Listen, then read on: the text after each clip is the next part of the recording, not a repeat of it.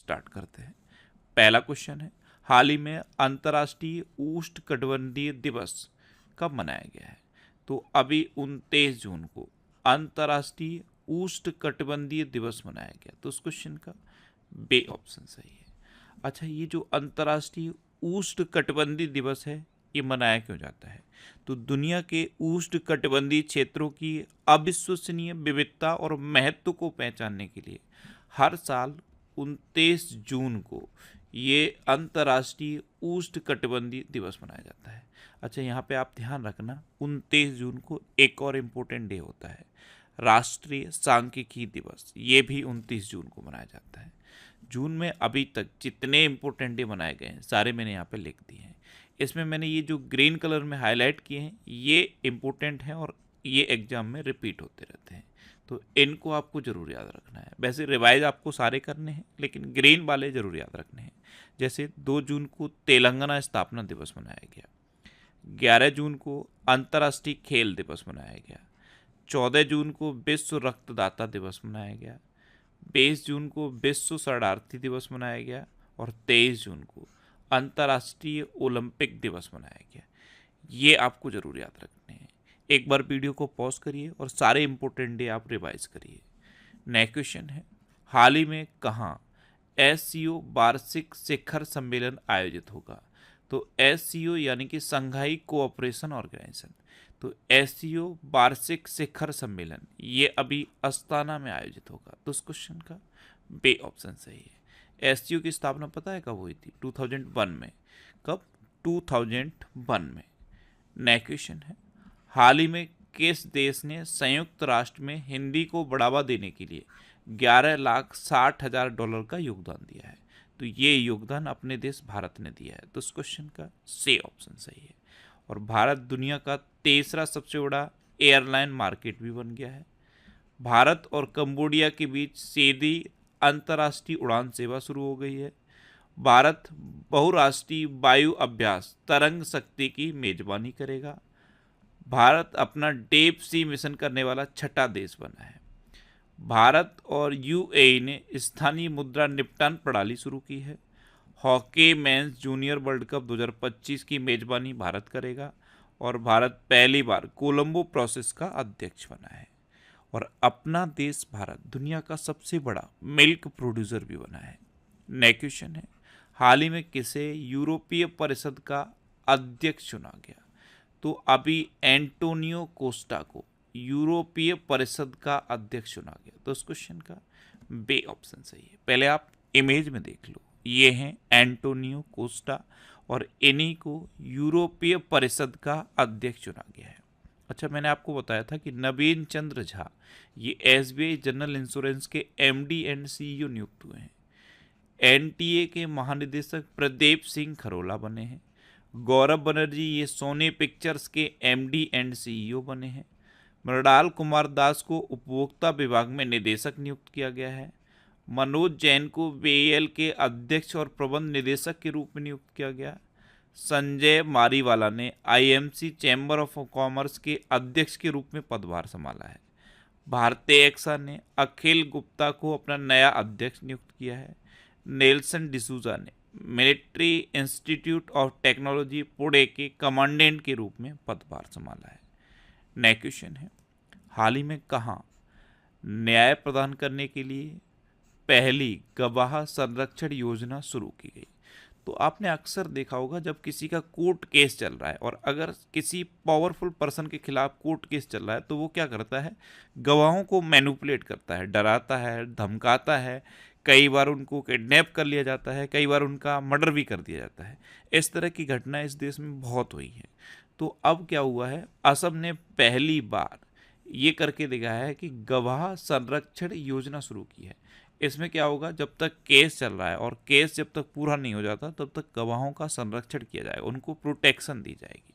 तो इस क्वेश्चन का सी ऑप्शन सही है। अब असम, तो अच्छा, असम के जोरहाट में प्रधानमंत्री मोदी ने लाचित बोरफुकन की 125 फीट ऊंची प्रतिमा का अनावरण किया। प्रधानमंत्री मोदी ने असम और अरुणाचल प्रदेश को जोड़ने वाली सेला टनल का उद्घाटन किया। प्रधानमंत्री मोदी ने गुवाहाटी में खेलो इंडिया यूनिवर्सिटी गेम्स के चौथे संस्करण का उद्घाटन किया है और इस बार के खेलो इंडिया यूनिवर्सिटी गेम्स का शुभंकर था अष्टलक्ष्मी। अच्छा, असम में काजीरंगा नेशनल पार्क है और काजीरंगा नेशनल पार्क पता है किसके लिए फेमस है? एक सींग वाले गैंडे के लिए फेमस है और ये देश का इकलौता ऐसा नेशनल पार्क है जो सैटेलाइट फोन से कनेक्ट हो चुका है। तो असम में मानस, ओरंग, डिब्रू सैखोवा, रायमोना और देहिंग पटकाई ये नेशनल पार्क और हैं। असम में कट्टी बिहू, बगरुम्बा, भूरताल और झुमर ये लोक नृत्य फेमस हैं। नेक्स्ट क्वेश्चन है, हाल ही में मध्य रेलवे ने कहाँ फ्लोटिंग सोलर प्लांट स्थापित किया है?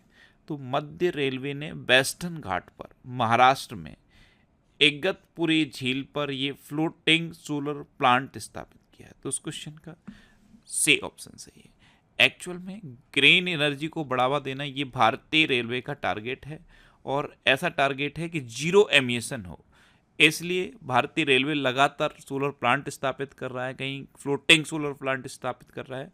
तो ये फ्लोटिंग सोलर प्लांट है जो इगतपुरी झील पर इंस्टॉल किया गया है और ये कहाँ पे है? बेस्ट। नेक्स्ट क्वेश्चन है, हाल ही में उत्तर प्रदेश में कहाँ बायोप्लास्टिक पार्क स्थापित किया जाएगा? तो उत्तर प्रदेश के लखीमपुर खीरी में अभी बायोप्लास्टिक पार्क स्थापित किया जाएगा। तो उस क्वेश्चन का बे ऑप्शन सही है। अब बात अभी भारत में संपीड़ित बायोगैस उत्पादन में उत्तर प्रदेश शीर्ष पर रहा है। उत्तर प्रदेश में विश्व का पहला एशियाई किंग वल्चर प्रजनन केंद्र स्थापित किया जाएगा। उत्तर प्रदेश के ई रिक्शा चालक आरती को यूके के महिला सशक्तिकरण पुरस्कार से सम्मानित किया गया और मथुरा के प्रसिद्ध सांझी क्राफ्ट को जीआई टैग मिला है। अच्छा, उत्तर प्रदेश में दुधवा नेशनल पार्क है, कतरिया घाट वाइल्ड लाइफ सेंचुरी है और पीलीभीत टाइगर रिजर्व है। नेक्स्ट क्वेश्चन है, हाल ही में आईएमएफ आर्टिफिशियल इंटेलिजेंस तैयारी सूचकांक 2024 में कौन शीर्ष पर रहा? तो आईएमएफ आर्टिफिशियल इंटेलिजेंस तैयारी सूचकांक 2024 इसमें सिंगापुर टॉप पर रहा है। तो इस क्वेश्चन का सी ऑप्शन सही है। अब सिंगापुर टॉप पर है तो ये है मैप में सिंगापुर। सिंगापुर की कैपिटल क्या है? Singapore city. सिंगापुर की करेंसी क्या है? Singaporean dollar. और सिंगापुर के प्रेजेंट टाइम पे प्रेसिडेंट कौन है? थर्मन सनमुगरत्नम। नेक्स्ट क्वेश्चन है, हाल ही में कौन दुनिया का सबसे बड़ा घरेलू विमानन बाजार बना है? तो ये अमेरिका बना है। तो इस क्वेश्चन का बे ऑप्शन सही है। अमेरिका फर्स्ट पे है, चाइना सेकंड पे है और अपना देश भारत थर्ड पे है। तो भारत दुनिया का तीसरा सबसे बड़ा घरेलू विमानन बाजार है। नेक्स्ट क्वेश्चन है, हाल ही में किस बैंक ने भारत के ग्रीन हाइड्रोजन अभियान के लिए 1.5 बिलियन डॉलर के ऋण को मंजूरी दी? तो ये वर्ल्ड बैंक ने दी। तो इस क्वेश्चन का सी ऑप्शन सही है। वर्ल्ड बैंक की स्थापना पता है कब हुई थी? 1944 में। इसका हेडक्वार्टर कहाँ पे है? वॉशिंगटन डीसी में। और इसके प्रेजेंट टाइम पे प्रेसिडेंट कौन है? अजय बंगा। कौन है? अजय बंगा। नेक्स्ट क्वेश्चन है, हाल ही में कौन टेक महिंद्रा ग्लोबल शतरंज लीग के दूसरे संस्करण की मेजबानी करेगा? तो टेक महिंद्रा ग्लोबल शतरंज लीग के दूसरे संस्करण की मेजबानी लंदन करेगा। तो इस क्वेश्चन का ए ऑप्शन सही है। नेक्स्ट क्वेश्चन है, हाल ही में बैंक ऑफ बड़ौदा ने किसे अपना ब्रांड एंडोर्सर बनाया है? तो सुमित नागल को बैंक ऑफ बड़ौदा ने अपना ब्रांड एंडोर्सर बनाया। तो उस क्वेश्चन का बे ऑप्शन सही है। ये है सुमित नागल और इन्हीं को बैंक ऑफ बड़ौदा ने अपना ब्रांड एंडोर्सर बनाया है। नेक्स्ट क्वेश्चन है, हाल ही में कौन AIU के ग्लोबल लिवेबिलिटी इंडेक्स में शीर्ष पर रहा है? तो AIU यानी कि इकोनॉमिक इंटेलिजेंस यूनिट, इसके ग्लोबल लिवेबिलिटी इंडेक्स में बीएना टॉप पर रहा। तो इस क्वेश्चन का सी ऑप्शन सही है। नेक्स्ट क्वेश्चन है, हाल ही में किसने Microsoft training services partner of the year पुरस्कार जीता है? तो ये क्लाउड दैट ने जीता। तो इस क्वेश्चन का सी ऑप्शन सही है। Microsoft training services partner of the year पुरस्कार ये क्लाउड दैट ने जीता है। नेक्स्ट क्वेश्चन है, हाल ही में भारत और किस देश ने सीमा पार ऑनलाइन भुगतान के लिए समझौता किया है? तो अभी अपने देश भारत और नेपाल ने सीमा पार ऑनलाइन भुगतान के लिए समझौता किया। तो उस क्वेश्चन का बे ऑप्शन सही है। अब नेपाल के नागरिक इस समझौते के तहत भारत में क्यूआर कोड को स्कैन करके 1 लाख रुपए तक का पेमेंट कर सकते हैं। ये है समझौता। अब नेपाल, तो ये है मैप में नेपाल। नेपाल की कैपिटल क्या है? काठमांडू। नेपाल की करेंसी क्या है? नेपाली रुपया। नेपाल के प्रेजेंट टाइम पे प्राइम मिनिस्टर कौन है? पुष्प कमल दहल प्रचंड।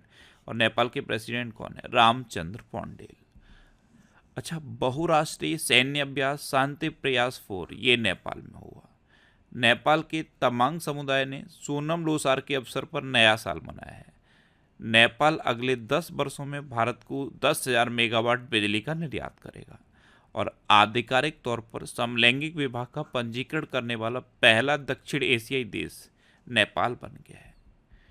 अब लास्ट वीडियो के क्वेश्चन का आंसर। लास्ट वीडियो में मैंने आपसे क्वेश्चन पूछा था कि किसे नाटो के अगले महासचिव के रूप में नियुक्त किया गया, तो मार्क रूट को अभी नाटो के अगले अभी पैच टाइगर रिजर्व ने वनाग्नि के लिए पहली उन्नत एआई प्रणाली शुरू की है। और मैंने आपको बताया था कि पैंच टाइगर रिजर्व कहाँ पे है, याद है? मध्य प्रदेश और महाराष्ट्र में है पैंच टाइगर रिजर्व। भारत बहुराष्ट्रीय वायु अभ्यास तरंग शक्ति की मेजबानी करेगा। यूएई के तट पर मोतियों के लिए प्रसिद्ध चौथी सदी का एक खोया हुआ शहर खोजा गया है। 2023 में भारत में एफडीआई में 43% की गिरावट आई है। भूमिगत कोयला गैसीकरण के लिए भारत की पहली पायलट परियोजना ये झारखंड में शुरू की गई। आईआईटी दिल्ली के छात्र कलश गुप्ता ने विश्व की सबसे बड़ी कोडिंग प्रतियोगिता जीती है। कलकत्ता हाईकोर्ट ने ट्रांसजेंडर के लिए 1% नौकरी आरक्षण का आदेश दिया है। अनामिका राजीव ये भारतीय नौसेना की पहली महिला हेलीकॉप्टर पायलट बनी है।